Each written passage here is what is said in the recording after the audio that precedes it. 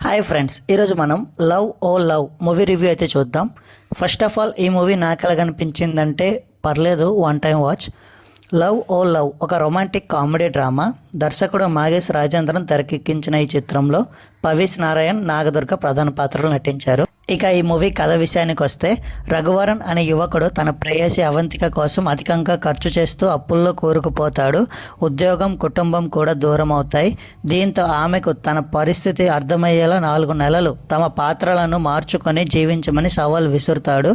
ఆ తర్వాత వారి ప్రేమ ఎలా మారింది, ఇద్దరు మళ్ళీ ఒకటయ్యారా అనేదే కదా. ఇక ఈ మూవీ ప్లస్ పాయింట్స్ గురించి వస్తే, హీరో హీరోయిన్ల నటన సహజంగా ఉంటుంది. కొన్ని కామెడీ సన్నివేశాలు వినోదాన్ని పంచుతాయి. సంబంధాల్లో బాధ్యతల గురించి చెప్పే ఆలోచన బాగుంది. సంగీతం, బ్యాక్గ్రౌండ్ స్కోర్ ఆకట్టుకుంటాయి. ఇక ఈ మూవీ మైనస్ పాయింట్స్ గురించి వస్తే, కథ కొత్తగా అనిపించిన కథనం చాలాసార్లు ఊహించదగ్గదిగా మారుతుంది. భావోద్వేగ సన్నివేశాలు అంతగా ప్రభావం చూపవు.